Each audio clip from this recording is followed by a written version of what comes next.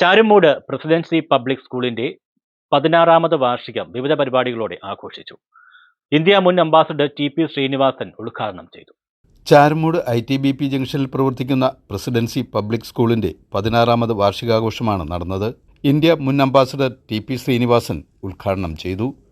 ഞാനൊരു ക്ഷമാപണത്തോടു കൂടിയാണ് ഇവിടെ നിൽക്കുന്നത്. കാരണം എനിക്ക് വളരെ കുറച്ച് സമയമുള്ളൂ ഇവിടുന്ന് തിരിക്കാനായിട്ട്. കാരണം ഞാൻ ഒരു വഴിയിൽ നിന്ന് വേറൊരു വഴിയിലേക്ക് ഇങ്ങനെ പോയിക്കൊണ്ടിരിക്കുമ്പോൾ ശ്രീജ പറഞ്ഞു, ഇവിടെ വന്നാൽ ഉടനെ വിട്ടേക്കാം. ഞാൻ വന്നിട്ട് 2 മണിക്കൂറായി വീട്ടില്ല.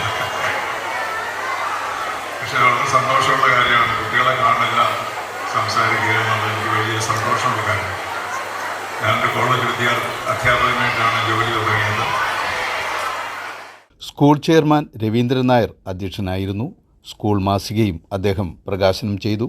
ടൗണുകളുടെയും നഗരങ്ങളുടെയും വാഹനങ്ങളുടെയും ആരോപണങ്ങളിൽ നിന്ന് ഒഴിഞ്ഞു മാറി ഒരു ഗ്രാമീണ അന്തരീക്ഷത്തിൽ നല്ല സുഖമായി ശ്വസിക്കുന്ന സ്ഥലത്ത് കുറഞ്ഞ ചിലവിൽ കുറഞ്ഞ ഫീസ് വാങ്ങിക്കൊണ്ട് ഒരു വിദ്യാഭ്യാസ സ്ഥാപനം തുടങ്ങണം എന്നുള്ള ആശയം തുടങ്ങി വെച്ചതിൻ്റെ 16ാം വാർഷികമാണ് ഇന്ന്. അത് ഫ്ലവേഴ്സ് ടോപ്പ് സിംഗർ ഫെയിം കുമാരി N. നിഹാര അതിഥിയായിരുന്നു.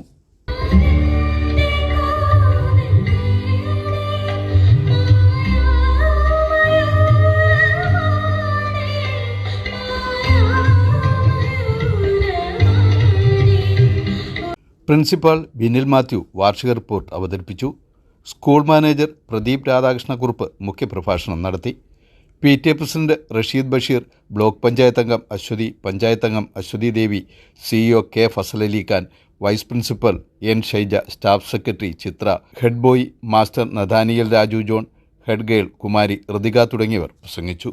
തുടർന്ന് കലാപരിപാടികളും നടന്നു.